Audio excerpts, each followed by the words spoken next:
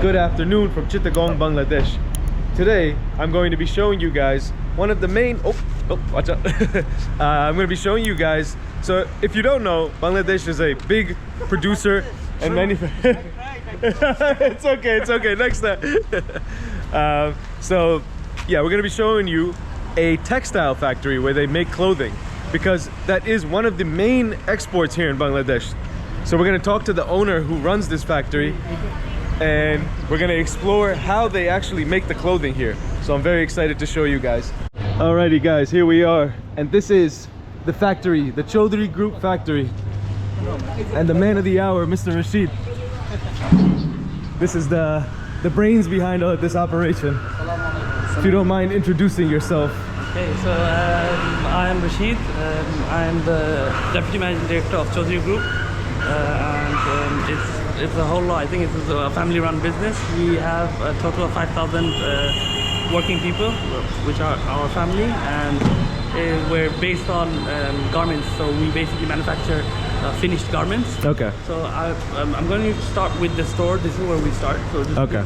So you know how. How long have you guys been in business? So we've been in business since 1995. 1995. So your father was. My father is basically the main man behind this business, and he's the one who's got the brains, who started all of this. But you guys took it to the next level. We're taking it. Yes, okay. we are. It's a bond that is still going on with our father. And that's great. That's great. Running it together. Awesome. So let's do it. Yeah. So Bangladesh is I think now it's ranked the second largest garments exporter in the world. Yes. So the reason behind this is because paying when you talk about salary and stuff like that, how in the US and in the UK you've got a minimum salary rate, but here it's very cheap. Yes. So you have your human resource that you can use. Yeah. So that's why Bangladesh is one of the very, you can say, highest exporters in terms of human resource, because they're doing good with their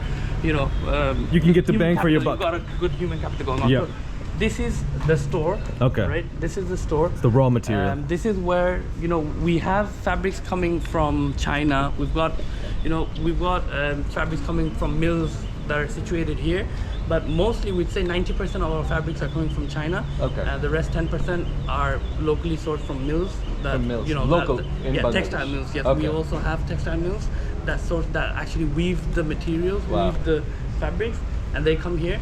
But maximum they come from China. So now I noticed, sorry to interrupt you, but I noticed as I was going around to different markets in Dhaka here as well, a lot of people, they make the product here, but the actual raw material, as you said, is coming from China. Places, yes. Now, do you see a shift coming in that? Do you see that the raw material will eventually become more localized as well, or? I think that's something that we as a whole country should be working on, but for now I think it's better that they come from China, because I feel like the machines, when you want to bring the weaving machines into the country, because of the tax, the machines, they become so expensive that you need to increase the fabric prices, or else you'll never be able to pay off the liability. It takes away from the margin, it takes away from everything. Everything. Okay. So that's why it's better if you actually import instead of making it here. But soon we do plan to, once the resources are in place. Once the government starts supporting us more in terms of the textiles, hopefully we'll have something better going on. So this is the store. We've got hundreds of crates here. We've got hundreds and thousands of rolls here, and they're all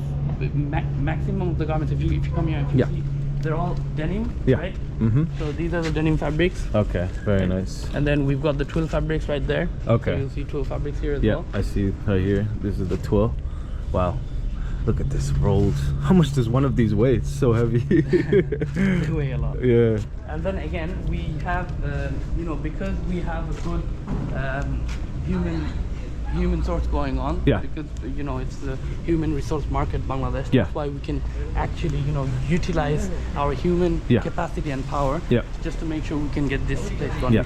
You'll see that this business is not possible without the manpower. No, it definitely is not. Yeah. I don't think I can never think of a technically advanced garments industry which would be run via machines instead of human resources. Yeah. I don't think that's actually possible. I think there are people in talks where they see Bangladesh as a very technical country where where the human resources will drop, laborers will drop, but I don't really think that's possible. But in some ways it's good. Yeah, obviously the cost of labor is cheaper, but you do create a lot of jobs with this as well. We do, exactly. As we can see. I mean, look around. Yeah. So if you take away that, a lot of people don't have a job. Exactly. There you go. So this machine here, you know, once the fabrics are in, once the fabric from China are in, they come here, come to the store, and then what we do is before we cut them, we bring them here, and we actually check the roll. If there are any problems here, this machine is specialized in checking if the fabric has any problems whatsoever. Also with the pump of the yard. Okay. Right? So that's what it does. And then here, you know how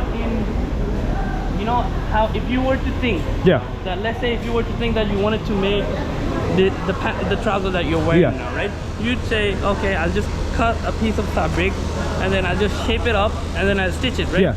But with our garments industry, we can't really think like that because we talk bulk, right?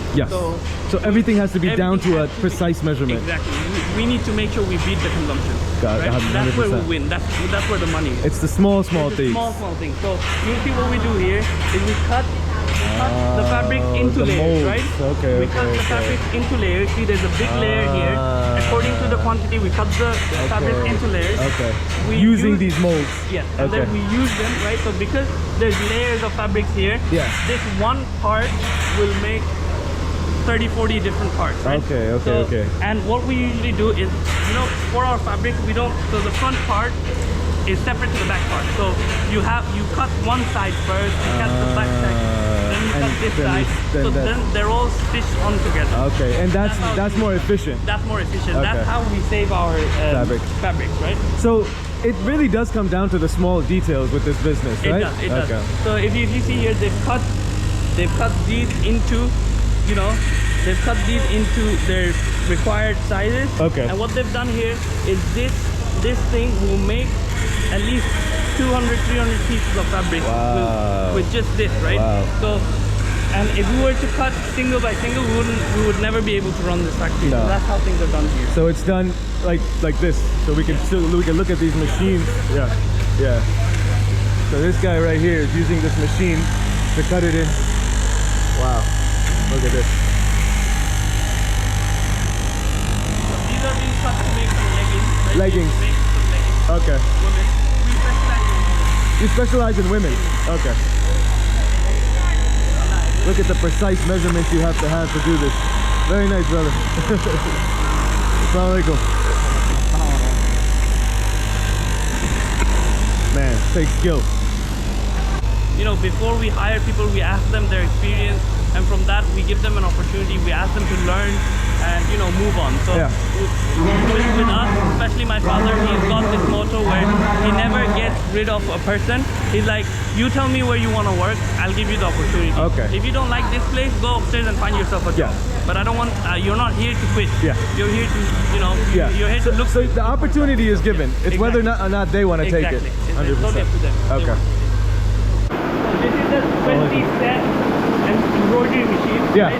His job is to, you know, work with its needle. It's a 9-color needle. It spreads 9 colors. You can set 9 colors and use different threads to actually punch in your needle just to make a design. Right? So here you see when you come here. So the job for these is to can you see this design on the bed? So you know, with men, I think with women they want their, you know, designs sequence, to be a bit, you know, design, So what we're doing here is we're making the jeans. So you know, we can't just do it on a whole body. We need to take a separate part just to make it happen. So this separate part is used, and they punch in their needles just to make that design. And then this will be attached to the jeans. But how do you make it seamless? There you go. That's where we make the magic. That's where the magic happens. Isn't this seamless? It looks very seamless. These are the type of How do you do that? That's your magic. secret. That's something he can't tell us.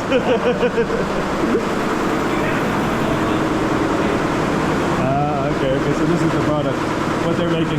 So, what's the manpower for? I feel like the machine is doing everything. What are they doing? Well, for this one, I'd say it's more of being careful. Right? It's more of being careful. That's where they're coming. They're actually trying to, you know, monitor the area, seeing if the machines are doing their job properly. Okay. And because these are 20-set machines, they're very carefully handled. Okay. And they're very expensive as well. I think just a 20-set machine would cost over $200,000. Whoa. Just a set of machines. Just a one machine? No, just the whole set, right? Line, just okay. Okay. And you know, you need to, these are temperature control places. You need to control and monitor the temperature okay. just when you're here. So that the machine doesn't overheat or anything like so that. That's what they specialize in. How often so do you see a design here? But it's a very nice design that we've done. Okay. Wow. So again, when we're making stuff, we actually have this whole part cut out. We have that whole part cut out. Then there's this onto making this part. Right? Okay. So they're all. When you go upstairs, you'll see that there's separate parts for every single item. There's separate parts. Okay. This part is separate. The pockets are separate. You know, the front liners are separate. Yeah. Back liners, the hams are separate. Got it. So everything's separate. And that's when you're in the bulk business, right? Exactly. So like, I guess the difference between designer brands and your brand is something like they would do it all as a one-piece type of There thing. you go. Yeah. Okay. Got it. This is our doctor. Hi. How are you? And we have our beddings and everything in there for primary treatment, just in case someone falls sick in-house. Okay. And that's awesome. So you're providing healthcare for the we people. also have a childcare room. Wow. And this is where all of our, you know, kids stay. I say my kids. Yeah. They're all our workers. Staff's kids. They're just like our female. Okay. They're just like our kids. Oh, nice. And sleeping now. Everybody's sleeping. Okay. Yep. So that's great.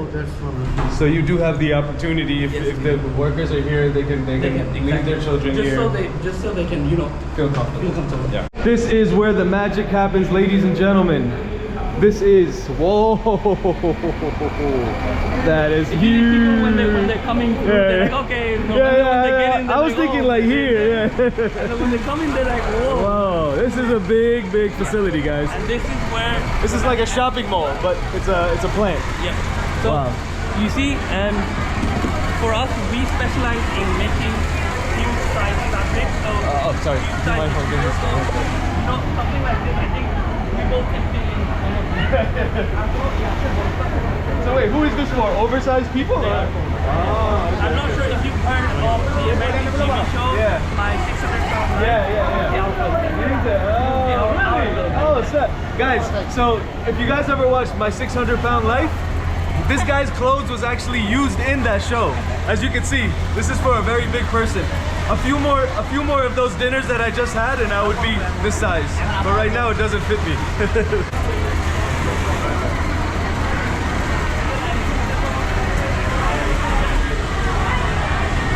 This is insane, man.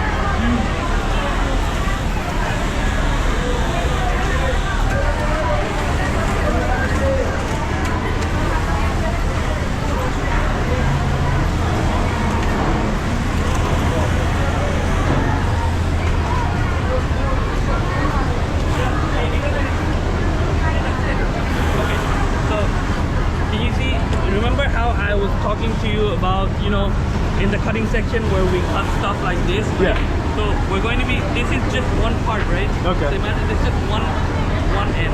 Okay. So this is actually the front. The front. Oh, and then okay. you've got your back, you've got your other side front, other back. Yeah. You know, so what we do, what we specialize in is, you know, we're trying to join everything together to perfection. Okay. Right? Okay. We're joining everything to perfection.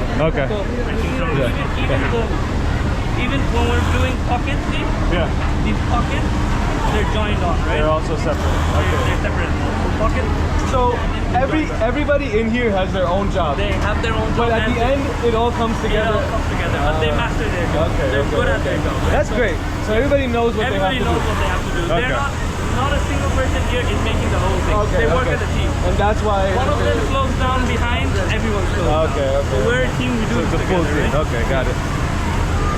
Wow, guys, this is insane. I've never been in a facility like this, as you can see. We've got separate people for stitching the elastic into the waist. So, you know, that's the waist there. And they're putting the elastic in so that the waist becomes elasticated, right? So you don't have to wear a belt. And now, are most of your jeans like that? Like you don't have to wear a belt? No, so you do. You have different sizes. It depends on the buyer. Okay, got it. So these are the elastic that we put in. Wow. So this also comes from China, right? So the elastics are locally made. These are locally made. Okay. Very nice. So where would you say that most of the products, who do you ship to? Where? Which country? We have 80% of our products going to the US. Okay. And 20% of products going to the UK. To the UK. Yeah. Okay, okay. And then we also have products going to Dubai. Okay. Which is more of a season type of thing. I think in a year we're sending out 3 shipments to Dubai. To Dubai. Yeah. Now, are your products tagged, or do you sell it away and then companies put their own tag on it? So they're all tagged. That's why you realize that I couldn't show you some of the stuff because they're tagged. They're tagged. And I don't want you to censor them later on. I would rather, I would rather let you, make it easy for you. Got it. We'll go upstairs just to show you the finishing section. Okay. And that's where everything is actually finished, right? Okay. So here you saw them stitching and stitching the body just to make it to perfection, right? Okay. But they're going to take it to another level, stepping onto another level to make it perfect. To make it, like quality control. Quality control, we've got the quality insurance, we've got everything going on there. So we have... and this is the packaging facility. So this is the finishing and packaging. So they're to do with all the quality here. I think there's 3 steps of quality checks going on. Okay. So these are finished. These are finished. Okay. So if you see this product, I'm just gonna hide the tag. Yeah, got it. There you go. That's one of the jeans I've done. Okay, and so it's like shorts, jean shorts for women. Yep, okay, got it. Very nice. Now, you're probably not allowed to say like which retailers carry. No. But we're doing good with that. I was talking about the twill fabric. Yeah. So this is what you come up with. Well. Wow. Okay. Very nice. Wow, it's very soft. It's very soft. Nice product. Yeah. It's good for this hot weather for sure. Awesome. So, if you don't mind me asking, is it like several brands that purchase from you, or there are several? Okay. Got it. And sorry if I'm prying too much. No, that's okay. That's fine. Don't worry about it.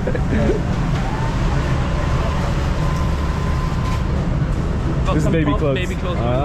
Okay. Very nice. Okay. Baby stuff going, and then got it. How you saw that jean, so that's in a different color. Okay, so this is also denim, but whitewashed. Yes, whitewashed. Now, does it come like this, or you have to whitewash it yourself? We have to do it. So we have our washing plant situated in a different place. Okay. And that's a whole different facility of its own. Okay. We have different stuff going on there. Got it. So but the most demanded product, I think, from what I'm seeing, is your denim.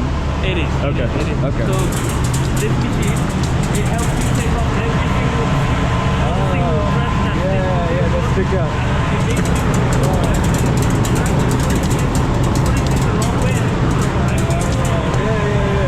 So you're gonna put it the wrong way, inside out, and then okay, turns around. Wow, I've never seen that before. Amazing. Wow, this is fascinating, guys. I feel like I'm on DIY. How's it made? You know? And then we have this place. This is our ironing facility. Okay, so this is where they make it look nice and neat before you send it out, before you package it. Okay. So, what would you say is the biggest challenge of running a factory like this in Bangladesh? Well, for us, the biggest challenge I would say is,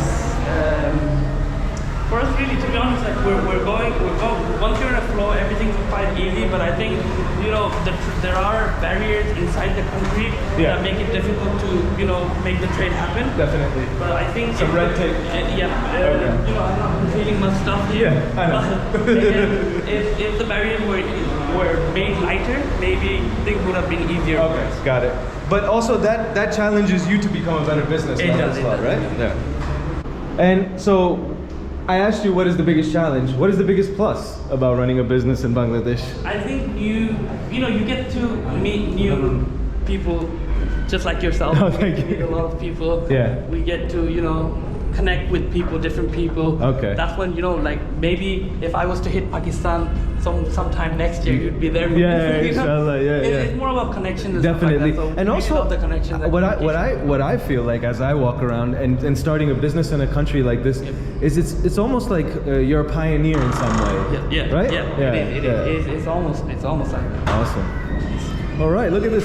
Set up some display for us. This gallery is the history by my mom, right? My beautiful mother. She has, with every interior designing and stuff like that. She's got That's her mom's. hand with it. That's Okay. what she's doing. So this wall has been set up by my Beautiful. mom. Look at these So photos. we've got memories.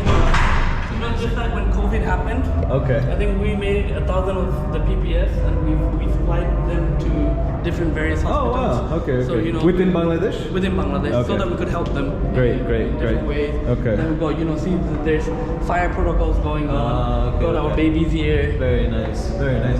All right, guys. So had a great time. Thank you, Rashid bhai. Thank you so much. It was a pleasure seeing your business. Thank you so much. And guys, you know, it was very impressive to see. I personally am under the impression that Bangladesh will take over this textile industry in the next few years, and you guys are going to be a major player. So yeah, guys, just wanted to show you guys what the process is like, what business is like here in Bangladesh. It was a pleasure. Remember, continue to learn, continue to grow. There is no growth until you leave your comfort zone. I'll see you guys on the next one. Peace out.